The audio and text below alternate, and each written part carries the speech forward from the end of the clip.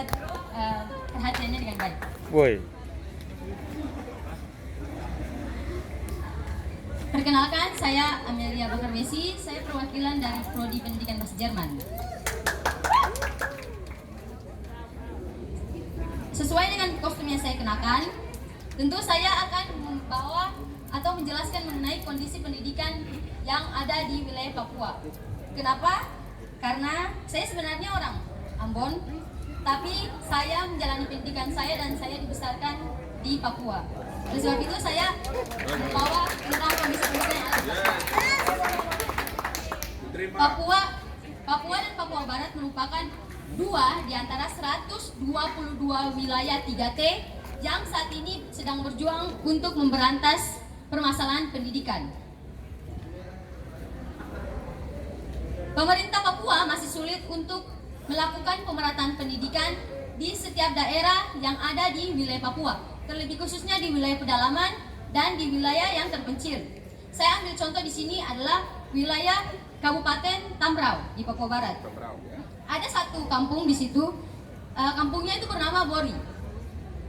Di kampung itu, untuk menempuh Maibrat, pemerintah sudah membangun jalan yang baik. Namun setelah tiba di Maibrat, itu kita perlu jalan kaki untuk menempuh kampung-kampung yang ada di situ. Di kampung Bori ini hanya ada satu ruang kelas yang dipakai oleh siswa-siswanya untuk belajar. Hanya satu ruang kelas. Betapa mirisnya itu. Namun, yang paling mirisnya lagi adalah hanya terdapat 5 pendidik yang ada di sekolah itu. Saya sempat bertemu dengan teman saya, kebetulan dia berbalik dari kampung Bor ini. Saya bertanya padanya, isi dialog kita seperti ini. Boy, baru aku pulang ini kah? Di sana ada perkembangan atau tidak?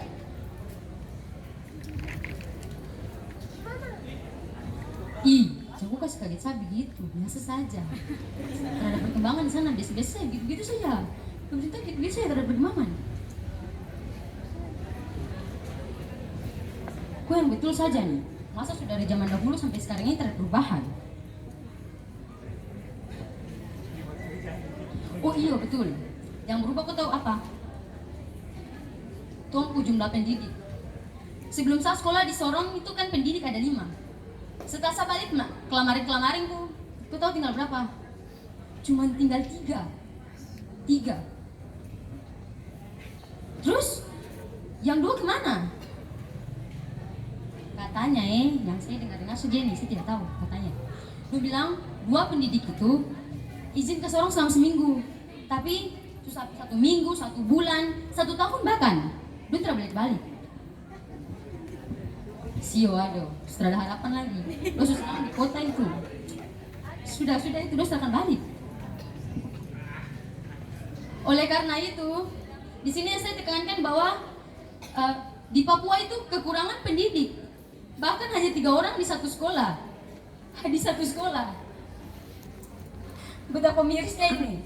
Dari 5 hanya 3 yang aktif. Bahkan setelah mereka menyelesaikan pendidikan mereka di tingkat SD, itu mereka perlu untuk menyeberang ke pulau selanjutnya, ke kampung selanjutnya maksud saya, untuk menjalankan pendidikan. Karena di situ tidak ada bangunan pendidikan lain selain SD. Mereka harus berjalan kaki selama lebih dari 5 km. Dan bahkan hal yang sama mereka lakukan setelah mereka masuk ke jenjang selanjutnya, yaitu SMA. Yang mana jarak antara kampung Bori ke SMA ini berjarak 9 km. Dan mirisnya ketika saya bertanya, kalian menggunakan apa? Mereka menjawab, transport kaki. Betapa mirisnya ini.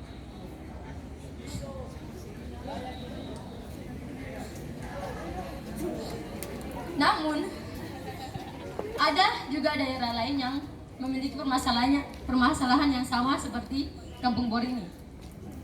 Ada daerah terdepan dan terluar, yaitu di Kabupaten Boven, di Goel. daerah ini merupakan daerah yang berbatasan dengan Papua Nugini. Permasalahan mereka sama, yaitu jumlah tenaga pendidik yang kurang, bahkan guru-guru honor yang ada di situ itu mereka hanya memiliki ijazah SMA. Jadi bisa dikatakan mereka tuh bukan lulusan pendidik. Selain jumlah pendidik yang kurang di sini, mutu pendidik itu juga kurang.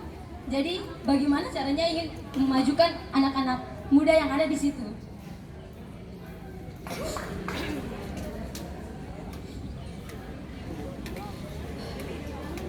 Akan tetapi pemerintah Papua saat ini itu sedang berjuang untuk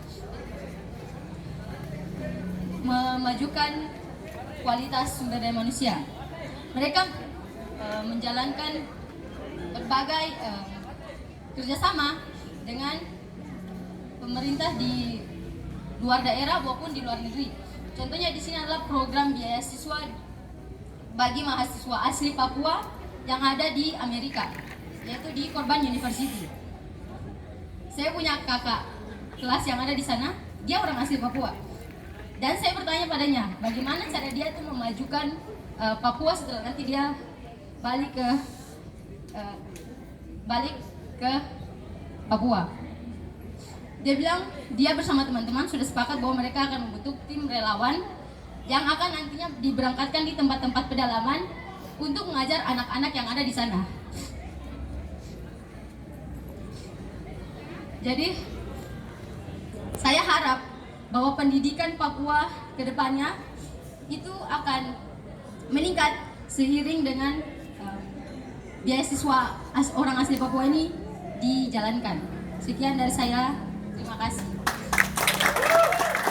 Diharapkan cerita tentang daerah 3T di Maluku, tapi karena Nona sendiri pernah mengalami dan memang berasal dari sana, sehingga kami Dewan Juri memutuskan bahwa ini bisa diterima. Ya, baik. Ini yang Nona ceritakan tadi, kisah yang terjadi di Papua Barat ya? Iya. Papua Ya, Barat. Barat ya. Iya. Bagaimana pendapat Nona sendiri mengenai anak-anak Papua ini? Bagi saya itu sebentar. Yang walaupun mereka harus mengalami kondisi yang seperti ini, selain medan yang sulit, juga ketersediaan sarana prasarana, apa yang Nona lihat dan bisa petik hikmahnya dari anak-anak Papua? Silakan. Dan saya petik hikmahnya nih, di balik keterbatasan mereka menjangkau sekolah itu, mereka masih memiliki semangat untuk belajar.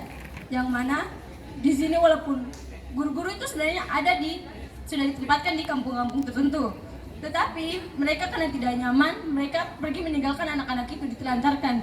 Jadi kasihan anak-anak itu ketika mereka semangat untuk belajar, namun tidak ada pendukung atau guru yang mengajarkan mereka. Jadi yang hikmah yang saya dapat ambil dari mereka adalah semangat mereka dalam belajar. Walaupun mereka ditinggalkan oleh guru, mereka tetap semangat menanti guru pengganti yang ada datang ke wilayah itu. Oke, Nona cantik sekali. Seandainya Nona lihat pendidikan di Jawa yang begitu hebat, tidak tertinggal, lalu Nona bandingkan dengan yang di Papua yang Nona alami, Nona benci pemerintah Indonesia atau tidak? Kalau bagi saya tidak membenci pemerintah Indonesia. Cuman karena saya tahu kondisi wilayah Indonesia yang terlalu besar, jadi pemerintah itu tidak bisa langsung turun terjun sendiri ke masing-masing lokasi. Butuh kesadaran sendiri dari pemerintah yang ada, terlebih pemerintah daerah. Soalnya mereka kan sudah ditempatkan bertugas di situ. Mereka seharusnya memperhatikan anak-anak yang ada di daerah-daerah pedalaman, bukan hanya karena ingin pemilu mereka mengemis kepada rakyat. Bukan seperti itu. Nanti ketika mereka sudah berdiri duduk di bangku tahta, mereka akan melupakan anak-anak itu. Karena saya pernah bersama saya itu ke suatu daerah yang ada di Mayura juga. Di situ kepala sukunya itu mengharapkan pembangunan di kampungnya, sampai dia pernah mengatakan bahwa Saya itu menunggu janji dari pemerintah yang ingin membangun kampung saya. Sampai sekarang itu tidak ada pemerintah yang datang untuk membangun kampung saya. Oke, kelihatan ada perasaan sense of belonging yang tinggi dari Nona. Ketika Nona nanti menjadi guru, katakanlah Nona lulus di kota Ambon. Nona ingin untuk pindah mengajar ke Papua atau tidak? Tentu, itu tugas saya sebagai guru. Keren. Anak muda yang ada di Papua. Keren, Nona.